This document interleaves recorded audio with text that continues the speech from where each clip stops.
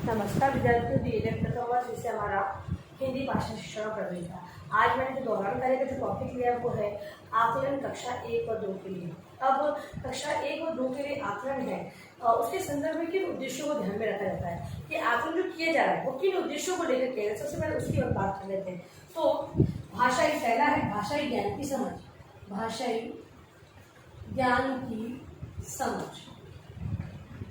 पहला जो उद्देश्य होता है कि बालकों के अंतर्गत जो भाषा का जो ज्ञान है 1 और 2 के लिए हो रहा है, तो यहाँ पर आकर बालक पाठ को पढ़ने लग जाता है, पढ़ता है बालक वो पाठ को पढ़ लेता है। ठीक है, तो भाषा संबंधी जो पढ़ने का ज्ञान है उनमें कहाँ तक विकसित हुआ है इसको जानने हेतु तो आकलन किया जाता है, पहला उद्देश्य। दूसरा है भाषा का उपयुक्त इस्तेमाल या प्रयोग बोल सकते हैं। तो बालक है, क्योंकि चूंकि बालक विभिन्न कहानियों को सुन रहा है और उसके सामने नाटक या कविताएं प्रस्तुत की जा रही है, तो आदर्श रूप में उसे वो व्यवहार में ले रहा है या नहीं ले रहा है, इसका इस्तेमाल हो रहा है या नहीं हो रहा है। मान लो आपने बालकों को प्रणाम संबंधी कोई एक आदत का विकास किया कि प्रणाम क्यों करना चाहिए, अच्छी आदतों की बात की जा रही है, तो बालक कक्षा में आ रहा है तो अध्यापक को प्रणाम करता है या नहीं करता है, ये व्यवहार में परिवर्तन है। तो इस प्रकार से जिसका प्रयोग बालक ने भाषा को समझा कि क्या कह रहा है अध्यापक और उसे अपनाया, तो ये सारी चीजें क्या आती है उपयुक्त उसका इस्तेमाल करने के अंतर्गत आती है। फिर है सौंदर्य को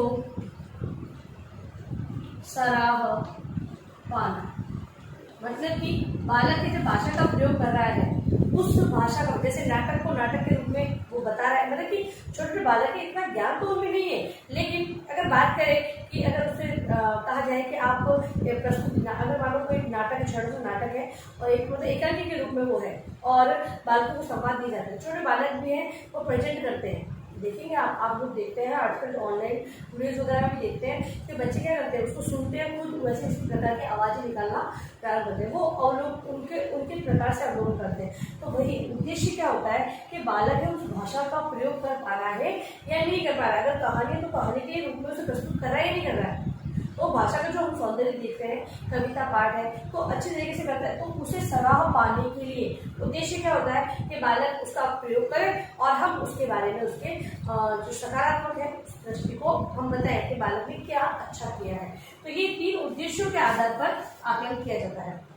अब कक्षा 1 और 2 के लिए आकलन के जो बिंदु है उसकी बात करते हैं हम। तो पहला है बोलना सुनना, पढ़ा था हम लोगों ने भाषा संकेतक, बोलना और सुनना।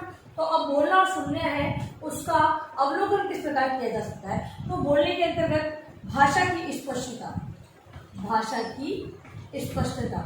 तो अवलोकन मतलब जांच के अंतर्गत अध्यापक क्या करेगा कि बालक सही रूप से बोल पा रहा है या नहीं बोल पा रहा है, या वो सुन रहा है तो उसका श्रवण है वो सही, क्योंकि हो सकता है बालक केवल एकाग्रता नहीं होने के कारण ही नहीं सुन रहा हो सकता है उसे कोई प्रॉब्लम भी हो सकती है। तो अध्यापक है अपने आकलन के अंतर्गत भाषा की स्पष्टता, जब अगर वो सुन ही नहीं रहा है सही तो स्पष्ट भी नहीं कर पाएगा, तो कारणों का पता लगाते हुए वो ज्ञात करेगा कि बालक है वो उसके अंदर भाषा की स्पष्टता है या नहीं है। दूसरा है बोलने में आत्मविश्वास, बोलने का आत्मविश्वास। अब यदि उसने सही सुना है, सही समझा है, तो वो आत्मविश्वास पूर्ण अपनी बात को रखेगा, या कोई भी अगर प्रश्न पूछा है तो आत्मविश्वास के आधार पर उसका उत्तर वो दे सकेगा। इसकी जांच एक अध्यापक अपने आकलन के अंतर्गत करता है। फिर है कल्पना, बालक के अंदर जब भाषा की समझ विकसित हो जाती है तो विभिन्न कल्पनाओं को साथ में लेते हुए बालक अपना प्रस्तुतिकरण देता है। तो अध्यापक है वो कल्पना के आधार पर भी बालकों का आकलन करता है। फिर है तार्किकता, अध्यापक अपने जो आकलन के अंतर्गत तार्किकता, विभिन्न प्रकार के तर्कों को अपनाता है, जिससे कि बालक से भाई कक्षा में मान लो आकलन की जो प्रक्रिया है वो अब सतत व्यापक चल रही है, तो कक्षा के अंतर्गत भी वो करेगा, तो विभिन्न प्रकार के तर्क बालकों के सामने प्रस्तुत रहेगा, तो बालक कोई पक्ष में बोलेगा कोई विपक्ष में बोलेगा, जिससे कि एक वार्तालाप आयोजित होगी। ठीक है, तो अध्यापक इस प्रकार की तार्किकता का को भी अपने आकलन के अंदर अपनाता है। फिर है मौलिकता के अंतर्गत जो पाठ्यक्रम या पाठ्य पुस्तक के अंतर्गत जो दिया गया है विषय वस्तु, उसी के आधार पर प्रश्न पत्र या मौखिक रूप से उसका निर्माण करते हुए अध्यापक विद्यार्थियों का आकलन करता है। अब है पढ़ना। अगला जो कौशल हमने पढ़ा था उसी पर आधारित आकलन। फिर है पढ़ना। पढ़ने में अध्यापक क्या क्या करवा सकता है? तो चित्र पठन। पहला क्या है? चित्र पठन। चित्रों के आधार पर पूछ सकता है ये किसका चित्र है, क्या लिखा हुआ, अगर ये कोई कहानी है तो उसको भी बताता है और विद्यार्थी उसको चित्रों को देखते हुए कहानी का पठन करते हैं। ठीक है। फिर अगला है अनुमान लगाकर पढ़ने का प्रयास। अनुमान लगाकर पढ़ने का प्रयास। अब अध्यापक ये जांच करता है कि विद्यार्थियों को भी, अगर बालक को एक पाठ के अंतर्गत उस शब्द के बारे में जानकारी दे दी है तो बालक अगले पाठ में उसका अनुमान लगाता है, हाँ अध्यापक ने बताया था, अब इसका अर्थ ये होता है, इसको मतलब कि अपने अनुमान के आधार पर उसे समझने का प्रयास करता है। तो अध्यापक ऐसी विषय वस्तु उनके सामने प्रस्तुत करता है जिससे कि बालक है अनुमान लगाकर वो जानकारी प्राप्त कर लेते हैं। फिर है समझकर पढ़ना। समझकर पढ़ना। समझकर पढ़ने के अंतर्गत है जो अगर हम ये कहें बालकों को संयुक्त शब्द दे दिए जाए या फिर कोई अधिक मात्राओं से संबंधित शब्द दे दिए जाए जिससे कि बालक उसको पढ़ने में अपनी समझ लगाते हुए उसे समझकर पढ़े। कठिन जब शब्द दिए भी सरल है वो तो आसानी से फटाफट पढ़ लेंगे, लेकिन कहीं पर कुछ क्लिष्ट जो विषय वस्तु आ जाती है तो बालक है सॉरी उसे समझकर पढ़ते हैं। तो ऐसा भी अध्यापक करना होता है कि बालक को समझकर उसे पढ़े। फिर है पढ़ने के प्रवाह। पढ़ने का प्रवाह।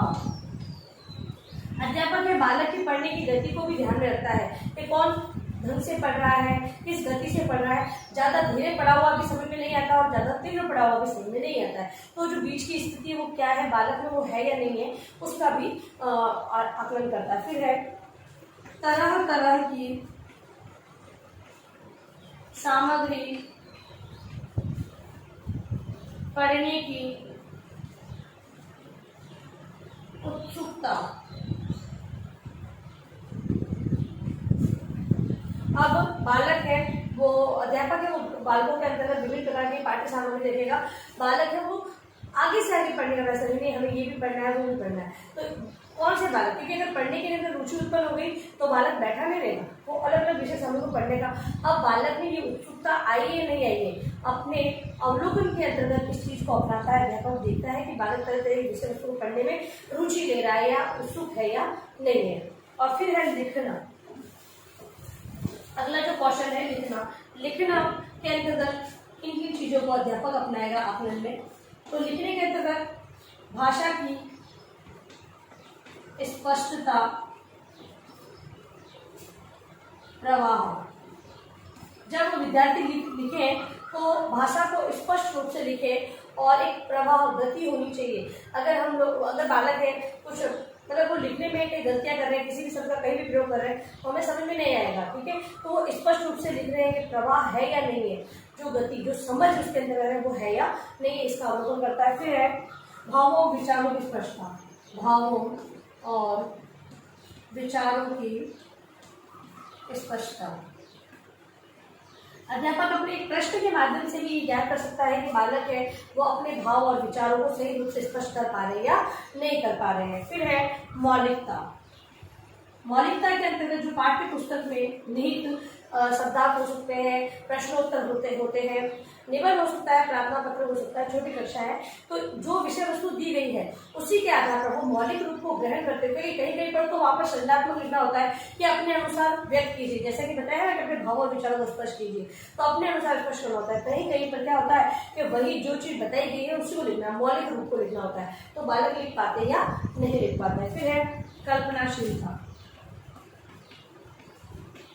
कल्पनाशीलता के अंतर्गत विद्यार्थियों को किसी भी एक ये कहें कि ऐसा उनके सामने प्रस्तुतिकरण दिया जाता है कि बालक है वो अपने आधार पर कल्पना करते हुए प्रस्तुति कर देते हैं। ठीक है। तो इस प्रकार से लिखने के अंदर इन चीजों को अपनाया जाता है। फिर है अवलोकन।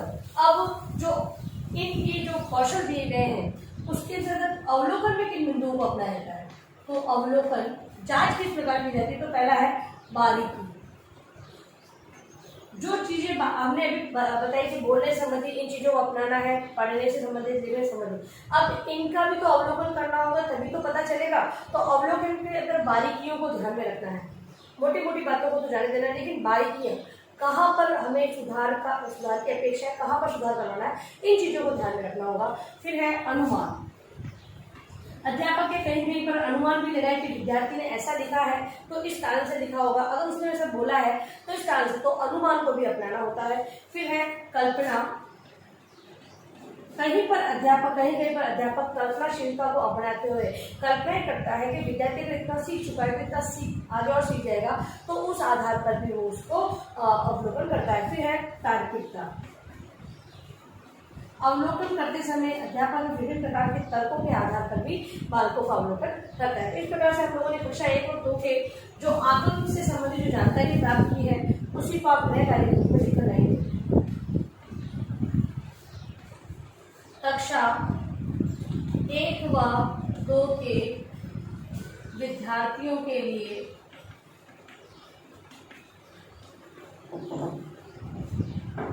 आकलन से संबंधित बिंदुओं को समझाइए। ठीक है, तो कक्षा 1 और 2 के लिए जो आकलन के बिंदु मैंने आपको बताया है उसको अपनी उत्तर पुस्तिका में आपको लिखना है। और इस महामारी के दौरान में कम से कम आवश्यक कार्य होने पर घर से बाहर निकलते 3 बातों का विशेष ध्यान रखें। मास्क लगाए, सोशल डिस्टेंस है और हाथों को बार-बार सैनिटाइज करते रहे। सुरक्षित रहे, सभी का ध्यान रखें। धन्यवाद।